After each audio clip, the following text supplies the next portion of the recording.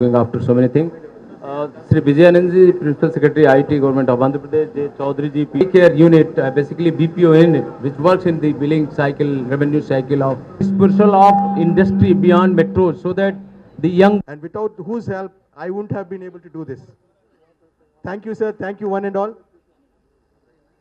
Under everywhere, sir, every point, and a true example that government is holding up Penchala to just address the gathering here. మధ్యన ఫైకేర్ అనే సంస్థ ఇక్కడ Mangalagiri cluster IT క్లస్టర్లో దాదాపు 80,000 square feet building కట్టి ఒక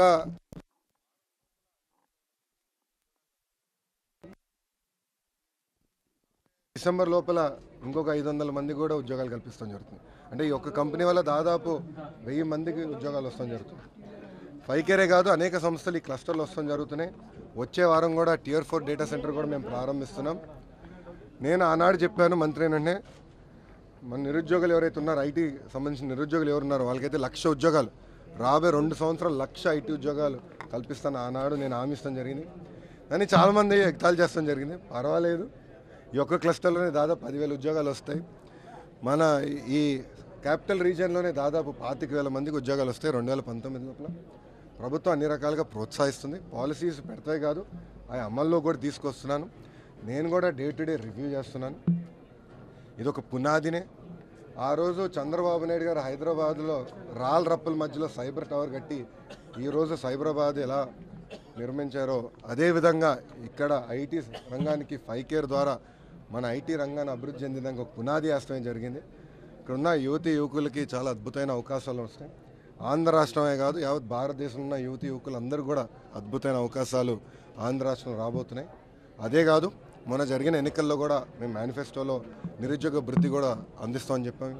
ఎవరికి యువకులకి ఎవరికైతే ఉద్యోగాలు లేదో అది కూడా కార్యాచరణ పెడుతున్నాం. మండే మేము మీటింగ్ పెట్టుకుంటున్నాం. రాబోయే ఒక నెల 1.5 మంత్ అంటే 45 రోజుల్లో కూడా ఒక కార్యాచరణ తీసుకుని మన ఆంధ్ర రాష్ట్రంలో ఉన్న యువకులకు ముందలు వస్తానని నేను తెలుపుకుంటున్నాను. Thank you. కనెక్టివిటీ సరిగ్గా లేదు సార్, మీరు కష్టపడుతున్నారు కానీ బైపాస్ నుంచి టౌన్లోకి రావాలంటే చాలా నరకంగా ఉంది సార్. దీని మీద మీరు దృష్టి పెట్టాలి. 100% అమ్మా, నేను సంస్థల పెద్దలతో కూడా మాట్లాడాను. ఈ కాంప్లెక్స్కి అంటే క్లస్టర్కి డైరెక్ట్ బస్ వేస్తాం. గుంటూరు నుంచి కానివ్వండి, విజయవాడ నుంచి కానీ వాళ్ళకి ఎక్కడ కావాలో నేను సంస్థలు అన్నీ పెట్టిన తర్వాత వాళ్ళ ఎంప్లాయీస్ ఎక్కడ ఉంటున్నారో మాకు తెలియదు కనుక కొంతమంది గుంటూరులో ఉంటారు, కొంతమంది మంగళగిరిలో ఉంటారు, కొంతమంది విజయవాడలో ఉంటారు. కనెక్టివిటీ ఏర్పాటు చేయాలి. నేను చెప్పా, అవసరమైతే మా ఐటీ డిపార్ట్మెంట్ నుంచి బస్సులు కొంటాను, ఐపీఎస్ఆర్టీసీకి మేము ఇచ్చి వాళ్ళకి ఒక నిమిషం పూర్తి చేయనండి స్వామి. నేను అక్కడ నుంచే పెట్టి బస్సులకి ఏదైతే అవసరం ఉందో దానికి అయ్యే ఫ్యూల్ ఖర్చు కానీ డ్రైవర్ ఖర్చులు కూడా ఏపీఆర్టీసీకి ఇచ్చేటట్టు మేము చేస్తాం.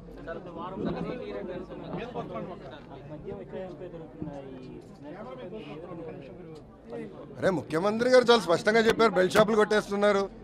మీరు ఎక్కడున్నారు స్వామి? పేపర్ చదవట్లేదా? బెల్ట్ షాపులన్నీ కొట్టేస్తున్నారు. బెల్ట్ షాపులు కొట్టేశారు.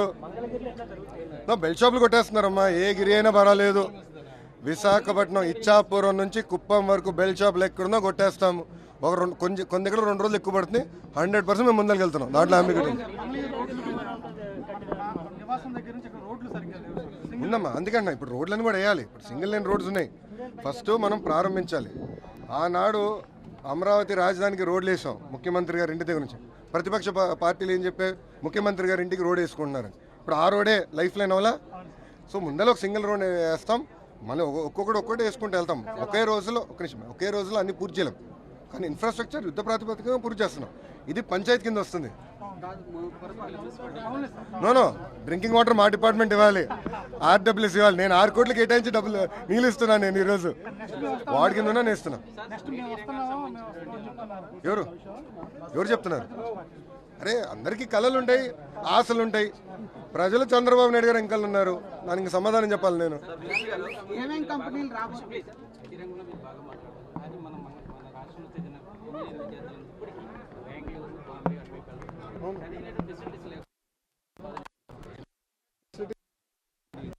రోజు మనం ఒక ఇల్లు కట్టాలంటే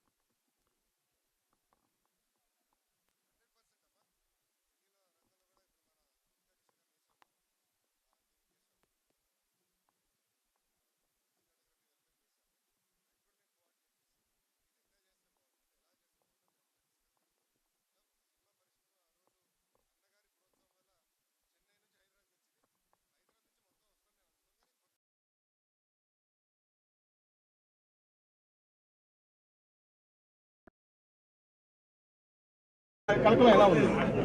మీరు ఆల్రెడీ చంద్రబాబు నాయుడు గారు ముఖ్యమంత్రి గారు ముఖ్యమంత్రి చెప్పారు. గారు ఆయన కింద జరగదు, ఎవరన్నా తప్పు చేస్తే శిక్షిస్తారు. నేను తప్పు చేసినా నన్నే ఆయనే తీసుకెళ్ళి నన్ను జైలు పెడతారు. ఎవరిని కాపాడితే ఉండదు. కొన్ని కూడా నాకు కూడా నా దృష్టి కూడా వస్తే కూడా సార్కి చెప్తాం జరిగింది, కఠినమైన యాక్షన్ తీసుకుంటాం. అంతా మేము లూజ్గా వదిలే ప్రసక్తి లేదు. ఇప్పుడు మీరు కెమెరా పాలసీ కూడా వచ్చింది, 10,000 కెమెరాలు పెట్టేస్తున్నాం. ఇంకో 6,000 కెమెరాలు ఆల్రెడీ ఉన్నాయి. కమాండ్ కంట్రోల్ లింక్ చేస్తాం. ఎవడన్నా తప్పు చేస్తే మట్టుకు యుద్ధ ప్రాతిపదికన పట్టుకుంటాం.